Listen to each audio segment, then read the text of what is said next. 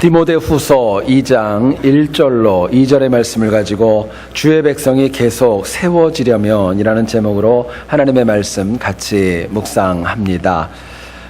사도행전 2장 47절 말씀을 보면 이렇게 이야기합니다.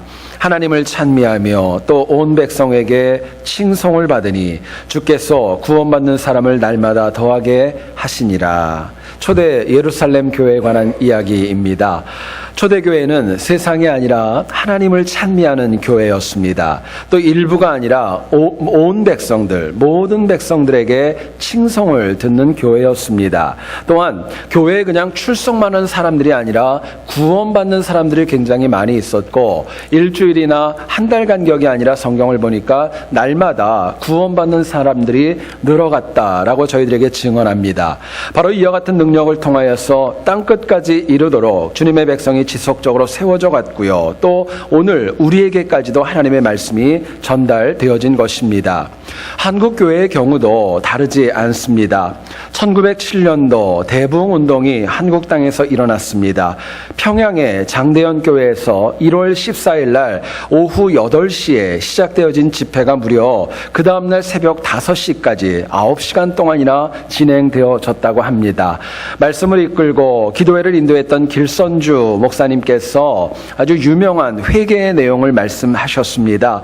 나는 아간과 같은 죄인입니다. 친구가 죽으며 내 아내에게 전해달라고 했던 돈 100원을 주지 않고 내가 착복을 했습니다. 이 예배가 끝난 다음에 제가 반드시 갚겠습니다. 회개를 했어요. 이 이야기를 듣고 당시에 참석했었던 500에서 600명이나 되는 많은 영혼들이 자신이 하나님 앞에서 저질렀던 죄를 낱낱이 회개하는 역사가 일어났던 것입니다. 그리고 이것을 통하여서 한국교회는 새벽 기도회가 정착되어지게 되었고, 철야 기도회도 일어나게 되었고, 통성 기도하는 특징도 역시 더 힘있게 일어날 수 있었습니다. 이 한국교회의 부흥을 통하여서 일본 식민지 시대를 영적으로 위로하였고, 6.25를 통한 그 전쟁의 상처도 치유하고 어루만져 주었습니다.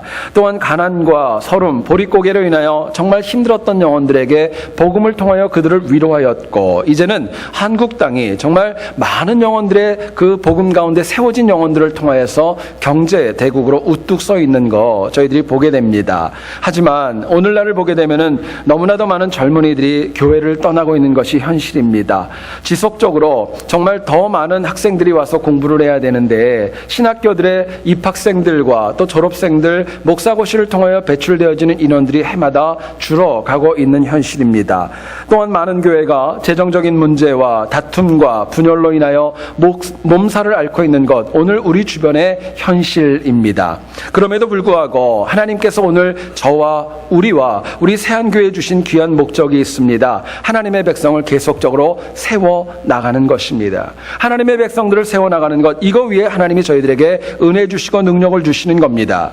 문제는 사람을 지속적으로 세우는 것, 세상의 어떤 교육 방법도 아니고 더 나아가서는 인간적인 노력으로 되는 것도 아닙니다. 목회자의 설교가 참으로 중요하고 교회 분위기와 우리 교인들의 인상도 참 중요하고 소중한 문제입니다. 그러나 하나님의 백성들이 계속적으로 세워지기 위하여서 가장 중요한 요인이 있다면요, 내 자신이 영적으로 바로 서야 합니다. 내가 하나님의 말씀과 은혜 가운데 바로 쓸 때 내 주변을 세울 수 있기 때문에 그렇습니다. 내가 영적으로 서지 못하면 내 가까운 영혼들이 넘어집니다. 하나님이 나에게 주셨던 복음이 징검다리의 역할을 내가 제대로 감당하지 못하기 때문에 그렇습니다. 본문을 보시면 사도 바울은 로마의 감옥에 투옥 중에도 불구하고 하나님의 말씀이 확장되어지고 주님의 일꾼들이 계속 세워져 가기를 간절히 소망했습니다. 그래서 영적인 아들인 디모데에게 복음을 지켜야 된다, 사람들을 지속적으로 세워나가야 된다 권면하고 도전하였습니다. 그런데 이 바울의 도전, 2000년 전에 에베소 교회와 디모데를 향하여 주셨던 그 도전은 그 당시에만 국한되어진 것이 아니라 오늘 이 시대와 저와 우리 모두에게 주신 바울의 도전이자 언제나 하나님의 도전입니다. 오늘 본문을 통하여서 저희와 또 우리 세안교회가 어떻게 하면 이 패역한 세상 가운데 하나님의 백성들을 한 명 한 명 더 많이 세워나갈까, 본문이 주는 도전 같이 한번 나누어 보기를 소원합니다. 첫 번째로 생각할 것은요, 우리가 주의 백성들을 계속 세워나가기 위해서는요, 내 자신이 먼저 은혜 가운데 굳건히 서야 됩니다. 내가 먼저 은혜 가운데 굳건히 서는 거예요. 본문 1절을 한번 보시죠. 너는 그리스도 안에 있는 은혜 가운데서 강하고 말씀합니다. 여러분, 여기서 사도 바울은 단순하게 그냥 은혜라고 표현하지 않았고 예수 안에 있는 은혜라는 표현을 씁니다. 수식어가 굉장히 중요합니다. 예수 안에 있는 은혜를 강조하는 거예요. 하나님을 믿지 않는 불신자들도 이 땅 가운데 좋은 일들이 있고 어떤 행운이 있으면 종종 사용하는 단어가 은혜입니다. 그러나 진정한 은혜는 세상에서 받는 거 아닙니다. 예수 그리스도 안에서 하나님이 우리에게 주셔야 그것이 진짜 은혜입니다. 여러분, 은혜는 내가 뭔가를 잘하고 어떤 칭찬받을 만한 일을 해가지고 받는 보상과 상급이 아닙니다. 은혜는 내가 연약하여서 도저히 받을 수도 없고 너무나도 연약하지만 강권적인 하나님의 사랑으로 값없이 받는 것이 바로 은혜입니다. 은혜는 전능하신 하나님께서 부족한 나를 귀하게 여기시고 내가 너와 함께한다고 말씀하시면서 우리의 삶 가운데 채워주시는 하나님의 사랑이기 때문에 그렇습니다. 여러분, 이처럼 인간이 은혜 받으면은요, 너무나도 자명하게 나타나는 공통적인 특징이 있습니다. 하나님을 찬양하고 복음을 증거하고 기쁨으로 봉사하고 믿음 가운데 살아갈 수밖에 없는 것입니다. 성경을 보면 바리새인들이 예수님에게 참 많은 책망을 받습니다. 여러분, 그 영혼들이 믿음 생활 안 한 거 아닙니다. 말씀을 몰랐던 것도 아닙니다. 그러나 많은 책망을 받은 이유가 있다면 천하보다도 귀한 영혼을 얻고도 더 패역하게 만든 그 이유가 예수님이 주시는 은혜를 받지 못했기 때문이었습니다. 실제로 여러분 생각해 보시면 내가 예수 그리스도가 나에게 주시는 은혜 안에 있지 않고 은혜 밖에 있다면은요, 주변 사람들을 은혜로 세워갈 수 있는 거 사실은 가능한 것 아닙니다. 불가능한 거예요. 여러분, 이 시간에 한번 내 자신에게 물어보시고 확인하기를 소원합니다. 내 심령과 내 삶에는 예수 안에 있는 은혜가 충만히 있습니까? 정말 내 삶 가운데 예수 안에 있는 은혜가 넉넉히 있느냐 물어보셔야 될 거예요. 혹시라도 내 주변에 평안과 화평이 없어졌다면 사실은 주변 다른 문제가 아니라 내 안에 하나님 예수 안에 주시는 은혜가 너무나도 부족하기 때문이라는 것을 확인하게 되기 때문에 그렇습니다. 자, 그렇다면 우리가 주님의 백성들을 세워나가는 은혜 중에 사는 것, 정말 주의 백성을 세워가는 은혜 중에 사는 것이 과연 구체적으로 무엇을 뜻할까? 저희들이 한번 알아보기를 원합니다. 본문은 저희들에게 이렇게 답변합니다. 하나님께서 기뻐하시는 일에 더 강하게 되라고. 하나님이 기뻐하시는 일에 더 강하게 되는 것입니다. 1절을 다시 한번 여러분 보세요. 그러므로 너는 그리스도 예수 안에 있는 은혜 가운데서 강하고 말씀합니다. 우리가 좀 주목해야 될 단어가 있습니다. 강하고라는 단어입니다. 여러분, 이 단어의 헬라어 원어인 엔디나모라는 단어는요, 참 특이한 단어입니다. 이 단어에는 두 가지의 뜻이 있는데 참 희한하게도 서로 상반되어진 의미를 가지고 있습니다. 한 가지는 어떤 뜻이냐면요, 정말 말 그대로 이전보다 더 강하게 되는 것입니다. 이전보다 더 힘이 세지는 거예요. 근데 두 번째 의미는 뭐냐면요, 이전보다 더 버릇 없어지고 이전보다 더 고집이 세지다는 의미가 함께 이 엔디나모라는 단어에 포함되어져 있는 것입니다. 여러분, 사람이 은혜 중에 산다고 하면서 하나님이 아닌 나 좋은 대로 살아가다 보면 당연히 완고해질 수밖에 없는 것입니다. 완고해지면 내가 누군가를 세우는 것보다 나도 넘어지고 남도 넘어지는 거예요. 그러나 하나님을 기쁘게 하시는 그 능력, 그 믿음, 신실함이 더 강하고 더 증가되고 더 깊어지면 당연히 내 주변에 있는 영혼들을 많이 세워 나갈 수 있는 것입니다. 바울은 우리들에게 선택을 강요합니다. 내가 하나님의 은혜 가운데 사람을 세우기 위해서는 이 엔디나모 가운데 어떤 것을 가질 것인가, 더 좋아질 것인가, 더 완고해질 것인가, 이 선택을 저희들에게 촉구하고 있는 것입니다.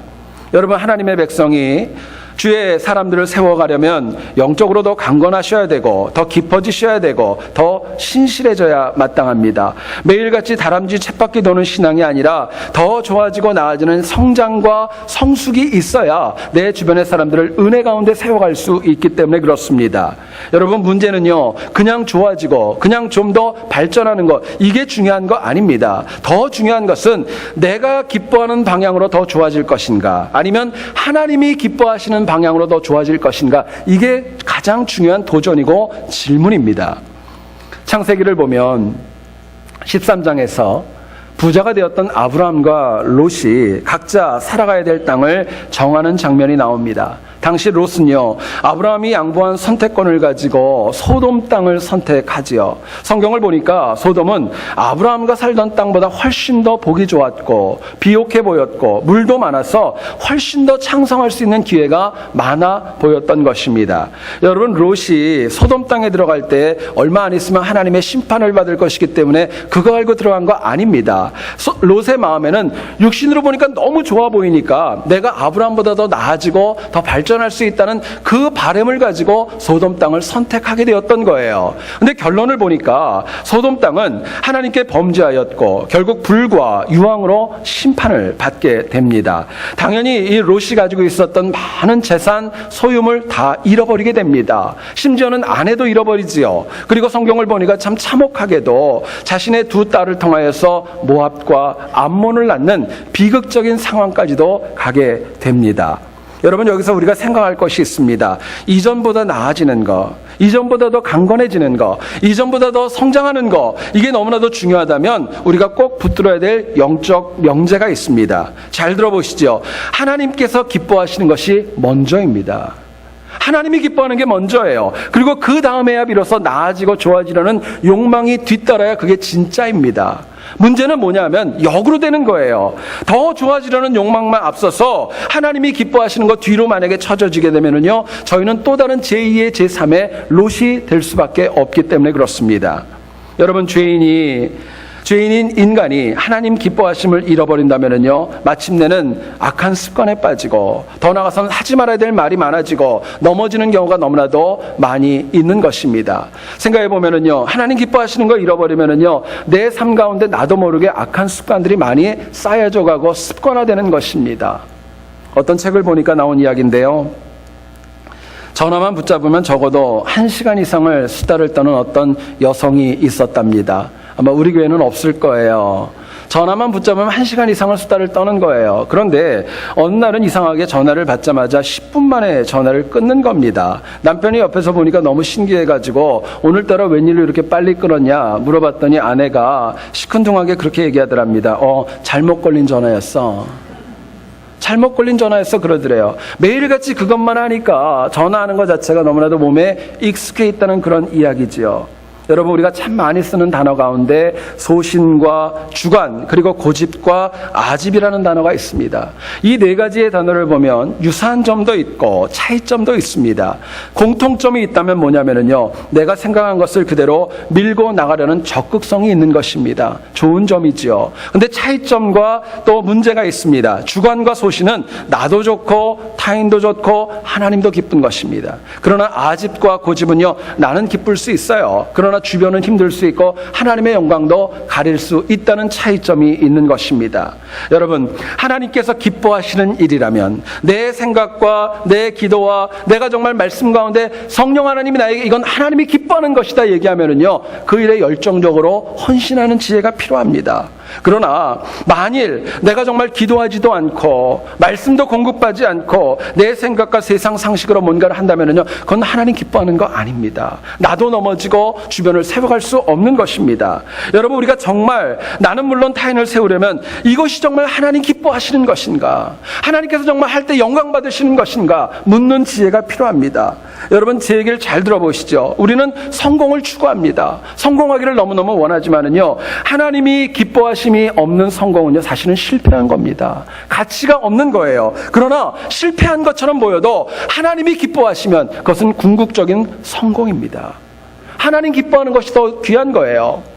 어떤 집에서 큰 부자가 있었습니다. 이분이 3명의 아들에게 유산을 상속하기 위하여서 그 아이들의 지혜를, 세 아들의 지혜를 시험했습니다. 돈을 주면서 얘기를 하는 거예요. 집안의 어떤 방을 보여주면서 내가 이 돈을 줄 테니까 이 돈으로 이 방을 한번 뭔가로 네 지혜로 한번 가득 채워봐라 이야기를 했습니다. 첫째 아들은 나가서 고무풍선을 잔뜩 사왔습니다. 그리고 풍선을 불어가지고 그 안에 잔뜩 넣어놨어요. 여러분, 풍선은 시간이 지나면 바람이 빠지면 흉하게 되지 않습니까? 얼마 시간이 지나지 않으니까 아예 쓰레기로 가득 차게 되었던 겁니다. 둘째 아들은 친구가 얘기를 해서 시골에 가서 굉장히 싼 지푸라기를 잔뜩 사가지고 왔는데 역시 그 방을 채우지는 못했습니다. 세 번째 아들은 어떻게 했느냐? 아버지가 준 돈 가운데 아주 작은 부분을 가지고 양초를 하나를 사가지고 옵니다. 그리고 어둠 가운데 그 방 안에 켜놓았습니다. 그러자 그 불빛이 그 어두운 방 안을 환하게 가득 채워 나갔던 것입니다. 여러분, 제가 질문할게요.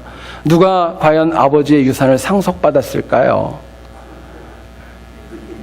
셋째 아들이겠죠. 여러분, 왜 그랬을까요? 셋째 아들이 유산을 상속받은 이유가 있습니다. 그 영혼이 아버지를 기쁘게 했기 때문입니다. 아버지를 기쁘게 했던 거예요. 지금 우리는 같은 시간, 같은 장소, 같은 목회자를 통해 똑같은 말씀을 듣고 있습니다. 그러나 지금은 다 똑같아 보여도 앞으로의 우리들의 삶 가운데 누가 하나님을 기쁘시게 하느냐에 따라서 우리 인생의 상급이 달라지는 것입니다. 열매도 달라지는 것이에요.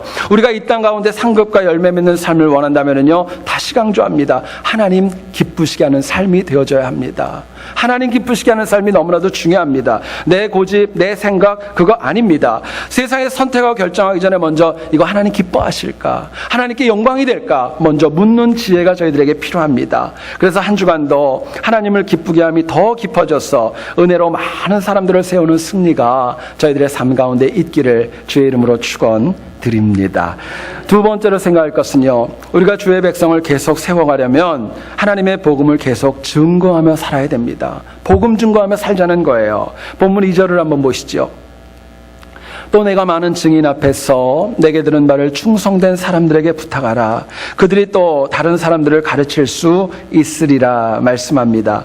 여러분, 여기서 우리는 믿지 않는 사람들, 어쩌면 믿음이 연약한 영혼들이 어떻게 은혜 가운데 신실한 기독교인으로 세워져 가는가, 그 과정을 보게 됩니다. 첫 번째는요, 먼저 누군가를 통하여서 내가 복음을 들어야 됩니다. 복음을 들어야 내가 신앙인이 되기 때문에 그렇고요.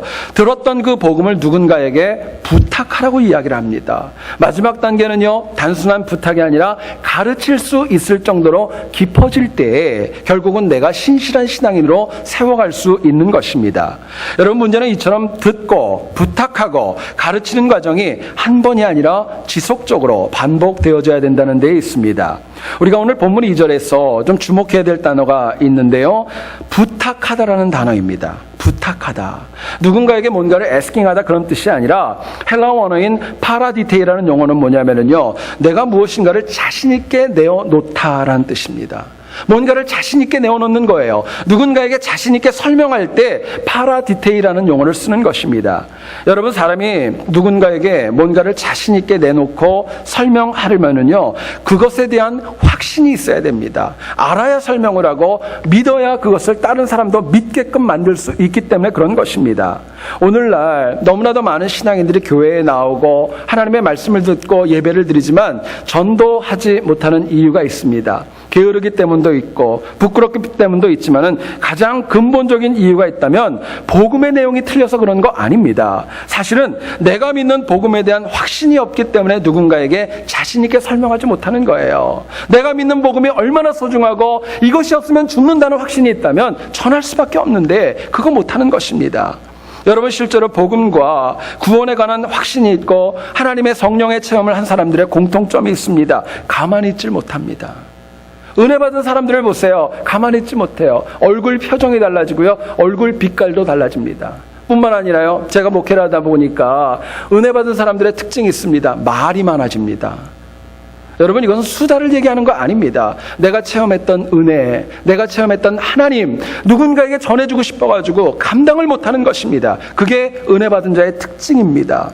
내가 체험한 은혜가 너무나도 깊고 놀라워서 그것 때문에 가슴이 뛰어서 전할 수밖에 없는 거, 그럴 때 사람이 세워져 갈 수 있는 것입니다. 여러분 이 시간에 한번 물어보세요. 여러분들은 주변에 있는 사람들에게 여러분이 체험한 복음을 자신 있게 설명하실 수 있습니까? 만약에 주변에 있는 분들이 여러분들을 만나서 내가 교회를 가기를 원하고 예수를 믿기를 원하는데 왜 교회를 가야 되고 왜 예수를 믿어야 되느냐 물으면 여러분 뭐라고 답변하시겠어요? 우리 교회에 오면 어떤 장로님이 있는데 그분이 설명할 겁니다. 우리 교회에 오면 목사님이 설명할 겁니다. 그렇게 답변하시겠어요? 만약에 그분이 그 이야기 듣고 아니 목사나 장로가 아니라 당신이 믿는 예수와 당신이 하는 신앙생활을 얘기해달라고 그러면 뭐라고 얘기하시겠어요? 여러분 하실 말씀이 있으신가요? 너무나도 중요한 질문입니다. 자, 그렇다면 우리가 사람을 세우는 복음을 계속 증거하려면 뭐가 필요할까요? 뭐가 있어야 계속적으로 복음을 증거할 수 있을까 묻게 됩니다. 본문은 저희들에게 이렇게 얘기를 합니다. 계속적으로 복음을 증거하고 부탁하려면요 하나님의 말씀을 귀담아 들으라고 얘기합니다. 귀담아 듣는 거예요. 본문 2절을 보시면은요 부탁하다라는 용어와 또 한 가지 주목해야 될 것이 있습니다. 듣다라는 말입니다. 듣다. 헬라어 원어인 아쿠오라는 단어는요 그냥 듣는 거 아닙니다. 귀담아 듣는 것입니다. 뭔가를 배우기 위하여서 깨닫기 위하여서 pay attention하고 듣는 것이 바로 아쿠오라는 뜻을 가지고 있습니다. 실제로 여러분 누군가에게 뭔가를 설명해야 된다는 숙제가 앞에 있다면요 당연히 주의 깊게 들을 수밖에 없는 것입니다. 내 자신을 과신하여서 대충 듣고 무엇인가를 분명하게 자세하게 설명할 수는 없기 때문에 그렇습니다. 여러분 이것은 하나님의 말씀을 증거하는 것도 다르지 않고 마찬가지입니다. 들어보시죠. 귀로 듣는 것이 내 마음에 남는 거 아닙니다. 내 마음에 듣고 새기는 것만 나에게 남는 것입니다. 내가 귀담아 듣는 것만 나에게 남는 것이지 just hearing 한다고 남는 것이 아니라는 것 성경이 저희들에게 말씀하는 것입니다. 여러분 예배 중에 우리가 하나님의 말씀을 듣는 시간이 절반과 어쩌면 절반을 조금 넘을 수도 있어요. 다른 생각에 사로잡히고 귀담아 듣지 않는 것은 아쿠오하지 않는 것입니다. 예배 중에 선포되어지는 말씀은 다른 거 아닙니다. 한 주간 동안에 내가 먹고 살아야 될 영적 양식을 하나님이 주시는 겁니다. 이 시간에 주시는 말씀 가지고 한 주 동안을 내가 살아가는 거예요. 그런데 만약에 내가 그 말씀 주시는 거 아쿠오하지 않고 귀담아 듣지 않는다면요 그것이 매주마다 반복되어지면 나중에는 내 자신이 영적으로 영양실조에 걸릴 수밖에 없는 것입니다. 넘어지는 거예요. 영적으로 배고파지고 기근에 시달리는 것입니다. 여러분 그렇기 때문에 항상 하나님 말씀 주시는 거 흘려듣지 말고 귀담아 들어야 됩니다. 그래야 내 삶 가운데 승리가 있고 능력이 있고 사람을 세워갈 수 있기 때문에 그렇습니다. 과거에 실제로 있었던 일이래요. 한국 정부의 고위관리가 나이가 드신 분이 미국을 방문하게 되었는데 영어를 할 줄 모르셨습니다. 그래서 당시 대통령이었던 클린턴을 만나게 되었는데요. 뭐라고 할까? 그래도 통역은 있어도 기본적인 한마디는 해야 되겠지라는 생각이 들었습니다. 그래서 비서가 얘기를 합니다. 비서에게 배우는데 비서가 이렇게 얘기를 합니다. How are you? 인사하면 대통령이 그렇게 인사하면 다른 말 하지 말고 그냥 me too 그렇게만 얘기하시라고. 그러면 어느 정도 통한다고 얘기를 했던 겁니다. 실제로 이제 클린턴을 만났습니다. 그런데 How are you? 라고 물어봐야 되는데 이분이 어디서 들어가지고 갑자기 말을 바꿔버렸어요. Who are you? 라고 했어요. 그러니까 클린턴이 들으니까 좀 황당하잖아요. 그래서 그 이야기를 듣고 그렇게 얘기를 했습니다. I'm Hillary husband. 이분이 뭐라고 그랬을까요? 거기다 대고 Me too! 이래버렸어요. 잘 배워서 좀 기억에 남아가지고 제대로 적용을 했는데 제대로 못 들은 거예요. 여러분 보시죠. 하나님 말씀이 없어서 나에게 전해지지 않는 것은 아닙니다. 사실은요 너무도 많이 전해지고 성령께서 때마다 일마다 나에게 말씀하시지만 내가 아쿠오 귀담아 듣지 않는 것입니다. 귀담아 들을 이유가 있습니다. 우리가 하나님의 말씀을 귀담아 듣는 중에 성령 하나님께서 내 마음을 만지시는 겁니다. 상처를 치유하세요. 내 마음에 눈물 있고 아프고 어긋난 것들 예수의 성령의 이름으로 그거 열어주시는 겁니다. 내가 성령의 음성을 갖다 듣는 그 가운데 귀담아 듣는 가운데 성령 하나님께서요 내가 하고 있는 것 그래 너 참 잘하고 있어 계속해야 돼 응원하고 격려해 주시고 지지해 주시는 하나님의 음성을 들을 수 있기 때문에 그렇습니다. 여러분 인간의 기억력은 한계가 있습니다. 인간의 기억력은 한계가 있어요. 여러분들은 어떻습니까? 하나님 말씀 들으면 그거 들으면 다 기억하세요? 어떠십니까? 제가 설교를 하면 한국에 계신 저희 어머니 아버님께서 저희 교회 홈페이지에 올라있는 설교를 제 1번으로 보십니다. 아들이 어떻게 변했는지 또 아들이 뭐라고 그러는지 그 설교를 꼭 들으십니다. 그리고 전화가 옵니다. 그리고 오늘 말씀이 어땠다, 네가 좀 살이 빠졌다, 옷이 어땠다, 그리고 말씀을 하십니다. 그럼 제가 꼭 저희 어머니에게 묻는 질문이 있습니다. 제가 뭐라고 했어요? 제가 설교 중에 뭐라고 했습니까? 그러고 물어보면 저희 어머니가 약간 짜증 섞인 말로 딱 한마디만 합니다. 몰라. 딱 그럽니다. 그리고 더 이상 말을 안 하시려고 그래요. 여러분 웃으시는데요, 오늘 밤에 제가 한번 전화 드릴게요. 그리고 물어볼게요. 뭐라고 답변하시겠어요? 남의 얘기 아닌 것입니다.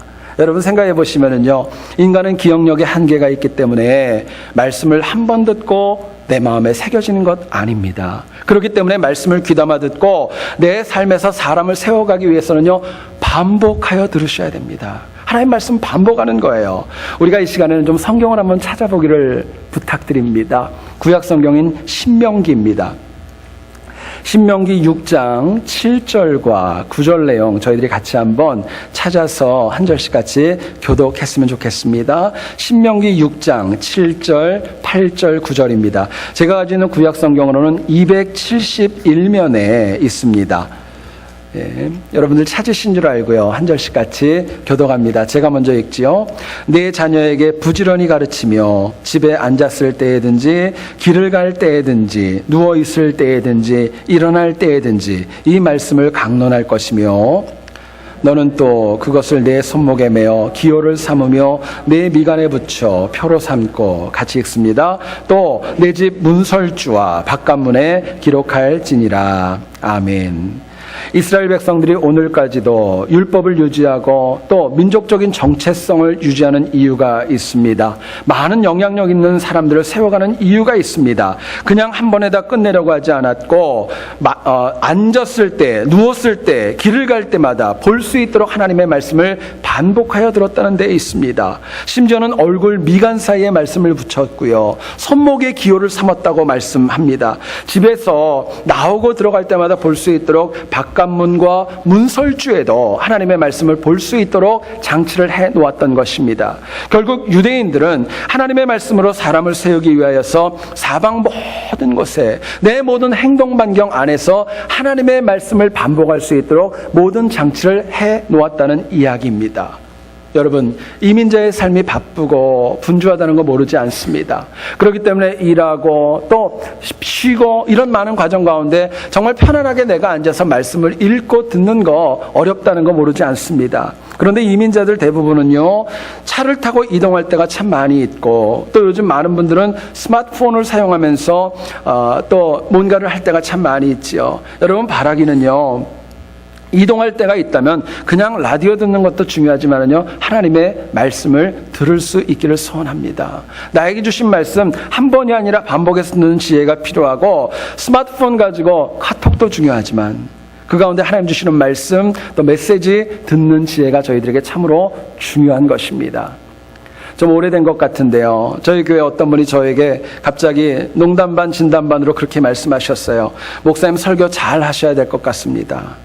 그렇게 얘기를 하시더라고요. 순간 제가 긴장을 했어요. 이유를 물어보니까 그렇게 얘기를 하시더라고요. 그분은 주일날 예배가 끝나면 러비에 있는 설교 CD 2개를 꼭 가지고 가신답니다. 주일날 설교 CD, 수요일날 설교 CD를 가지고 가신대요. 그리고 월요일부터 수요일날까지 주일 설교를 듣고, 또 목요일부터 주일날 오기까지는 또 수요 설교를 들으면서 제가 말씀을 전한 것보다 더 많이 들으면서 하나님 메시지를 듣는다는 거예요. 그 말을 들으니까 한편으로는 감사하기도 하고 한편으로는 좀 두렵기도 하고 놀라기도 했습니다. 여러분 생각해 보세요. 하나님의 말씀이 가까이 있다는 거, 그건 능사 아닙니다. 가까이 있다는 게 뭐가 중요합니까? 더 중요한 것은 반복하여 들어서 내 마음에 새길 수 있을 때 그게 능력이 되는 거예요. 여러분, 하나님의 은혜는 남의 은혜 될 때는 아무 소용없는 것입니다. 하나님의 은혜는요, 내 은혜가 되어줘야 합니다. 하나님 주시는 모든 것들이 내 능력과 내 찬양과 내 기도가 되어질 때 나와 내 주변을 살릴 수 있고 세워갈 수 있기 때문에 그렇습니다. 여러분, 오래 믿었다고 직분이 있다고 그것으로 인하여 은혜 받지 못하면 아무 능력 없는 것입니다. 저는 여러분들 각자 모두가 다 하나님의 말씀을 날마다 귀담아 듣고 반복하여 듣는 신실함이 있기를 간절히 소원합니다. 그래서요, 항상 복음과 은혜 중에 죽어가는 많은 이들을 세워가는 능력과 승리가 저희 모두와 우리 세안교회에 있기를 다시 한번 주의 이름으로 축원드립니다. 우리가 많이 쓰는 단어 가운데 지혜라는 말이 있습니다. 여러분, 지혜는 성경은 이렇게 얘기를 합니다. 하나님을 경외하는 것이고 하나님을 알아가는 것이 지혜요 명철이라고 이야기합니다. 근데 저는 지혜를 말씀을 묵상하면서 그렇게 생각해 봤습니다. 내 삶 가운데 계속 해야 될 것과 하지 말아야 될 것을 구분하는 능력, 뭔가를 계속해야 될 것과 하지 말아야 될 것을 구분하는 능력, 이게 지혜입니다. 내 마음대로 내 상황으로 하는 거 아닙니다. 하나님이 주시는 은혜 가운데 그거 구분하는 거, 그게 지혜예요. 여러분, 하지 말아야 할 일에 집중하면서 사람을 세울 수 있는 거 아닙니다. 은혜 받고 살 수 있는 것도 아니에요. 그렇기 때문에 오늘 본문은 저희들에게 이 얘기합니다. 패역한 중에 사람들을 세워가려면 하나님 기뻐하시는 것을 사모하는 예수 안에서의 은혜가 필요합니다. 뿐만 아니라 말씀을 반복하여 귀담아 듣고 들은 그 복음을 주변 사람들에게 부탁하고 증거할 때 사람을 세울 수 있고 그것을 지속해야 된다 말씀하는 겁니다. 그래서 우리 개개인과 우리 교회가 패역한 가운데서 정말 많은 영혼들을 세워가는 승리와 상급이 있기를 다시 한번 주의 이름으로 축원드립니다. 기도하겠습니다. 거룩하신 하나님 아버지,